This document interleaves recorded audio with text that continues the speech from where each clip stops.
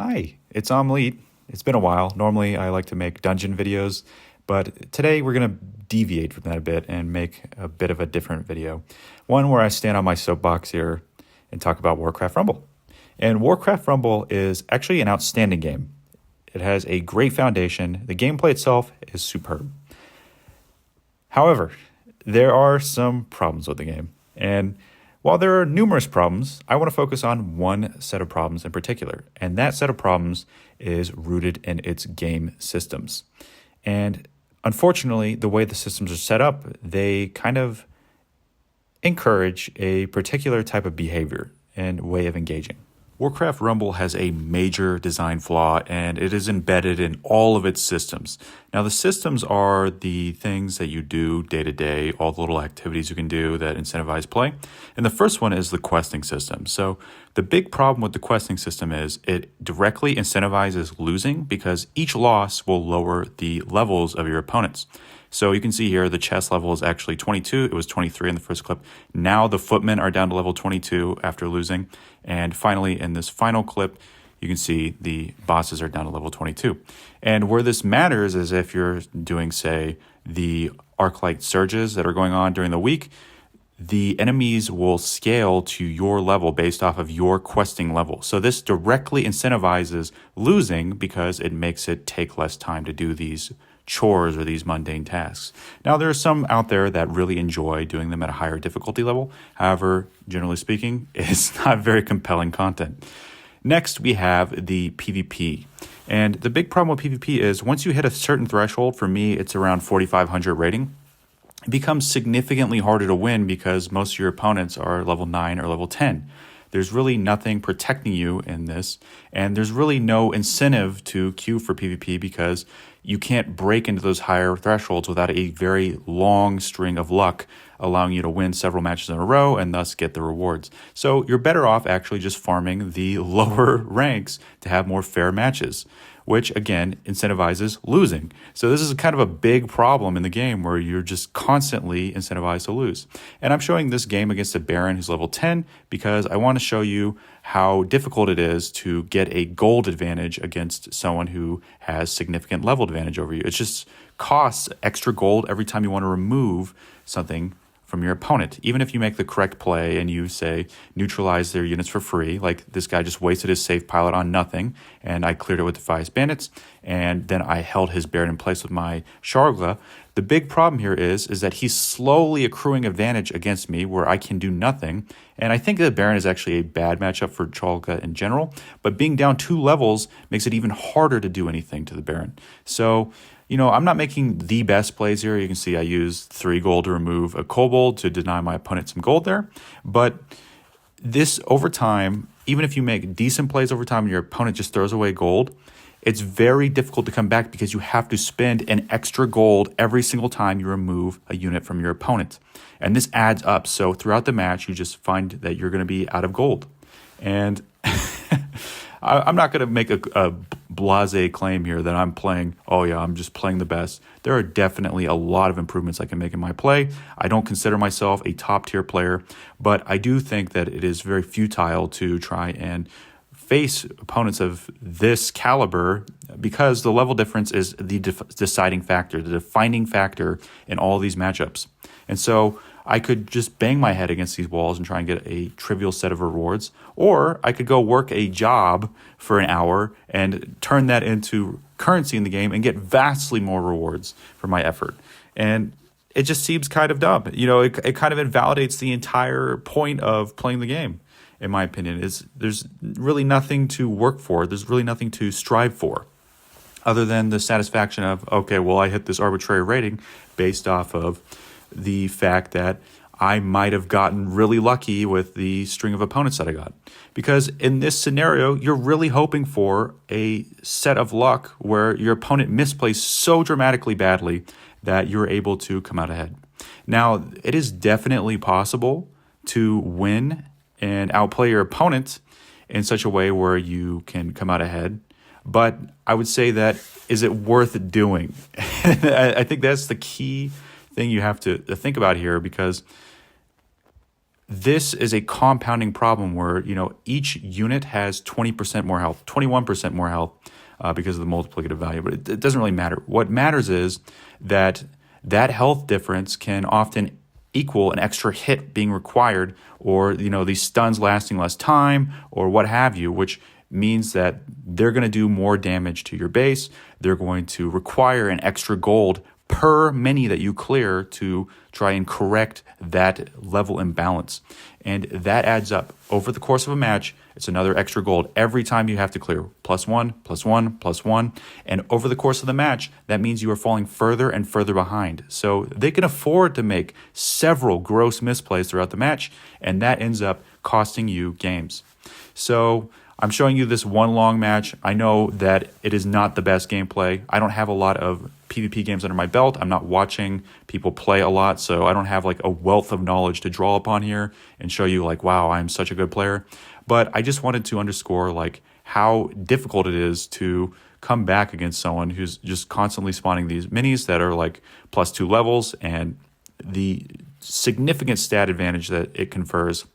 I'm just slowly bleeding out here and losing. It doesn't even have anything to do with Deep Breath, which, is ostensibly a very powerful spell that can remove things for free. So you're actually incentivized to just queue on something much lower rated, and you can win games a lot faster. I mean, we're equal level here, and I'm just pushing them down. It takes 2 minutes. If I crafted a special deck to try and cheese people down quickly, I could probably win in a minute. And that would be great experience. You see, I get 200 experience for a win there. That would be great experience. Here's another example. I just want to show you the end where basically this guy has 2 levels on my base, and that extra 20% HP he has ends up being the difference. Even 1 HP would have been enough to kill him at this point. I just didn't have the gold, and I didn't have the resources to take him out. So ultimately, you end up just being a punching bag around 4,000 rating for these higher level players, and there isn't like a good reward structure to incentivize the non-spenders to engage with the PvP system. Seems kind of bad. Next, let's talk about dungeons. And dungeons are my favorite system in Warcraft Rumble. However, the problem is every level that you farm above level 23 only adds a pitiful 10 arc-like energy per boss per kill, and it adds a significant amount of time required to clear the dungeon. And I think this is a big problem because until you can consistently farm them at level 30 where you get a major tome, there really is no incentive to push into those higher levels. So basically, you're just doing 2 of the bosses and then leaving it at that.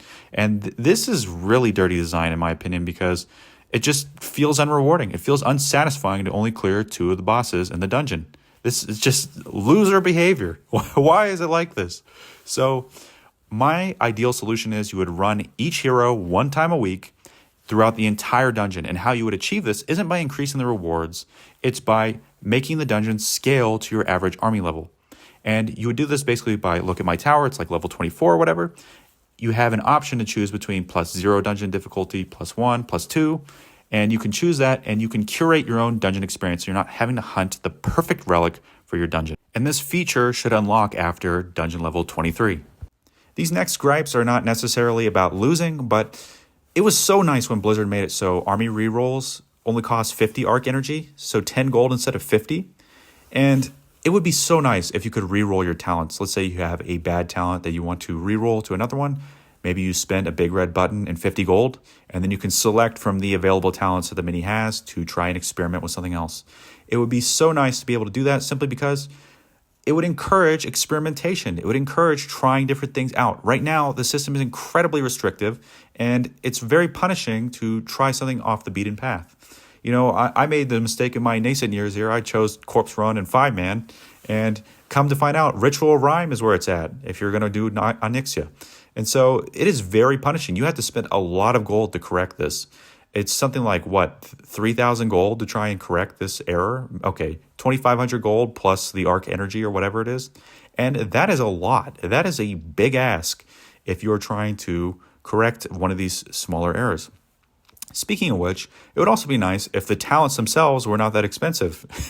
I don't know if it would be possible to lower them to 100 gold or something, just so you could, try the things that make the game interesting, particularly as a newer player getting into the game, and you have to buy a bunch of different talents. It's kind of prohibitively expensive to get into that. And that would make it a lot easier to declutter the grid and just try different things out. Now, maybe they could roll some of those costs into the minis themselves. Instead of costing 90, maybe the minis cost 100, and then you lower the cost of the talents to 50. This is just an idea I'm bouncing off. I'm not saying this is the perfect idea or the best idea, but it would be a lot nicer if the talents were not so prohibitively expensive to mess around with. And it just doesn't feel good playing these off meta picks because it is so expensive to get them kitted with a usable talent. This is most notable with these dual faction events, which are supposed to sell you new units, make you want to try them out, but without talents, they kind of suck. And the other one is, getting into PvP. As a new player in the game without having any talents, it is pretty expensive to get into PvP, and it's a hard sell to even get interested in it. So Blizzard has in their pipeline several new systems that they're going to add soon. Yeah, copium. But seriously, hopefully soon.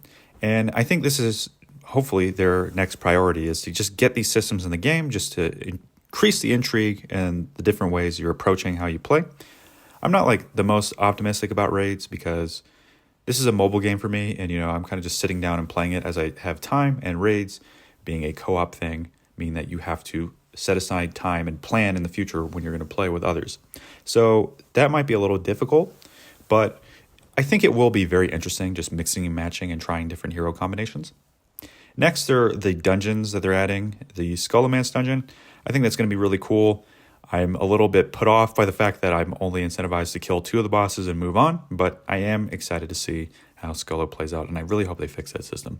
Next, there's Moonglade, and Moonglade's going to be pretty cool just to see some more new bosses and new strategies that you might have to employ there, and I'm looking forward to that. But it is a limited thing, you can only clear it one time, and then the intrigue is gone, so it just becomes a new quest rotation for you.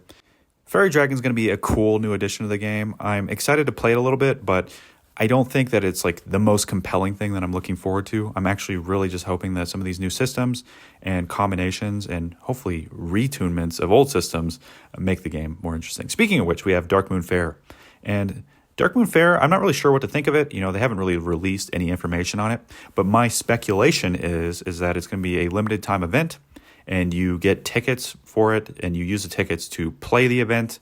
The tickets will probably cost some form of currency, and then your performance in the event will get you rewards. So that could be really cool, especially if the puzzles are sufficiently engaging. It could feel pretty rewarding to do well in it. So what is the time frame for this new information? Well, the information could be anything, but according to this post by Aidstra, is perhaps we see next week what's to come, and then there's supposed to be news following that. So one of the newses may be like the new unit that's releasing, and then hopefully something to do with the new content cadence that follows.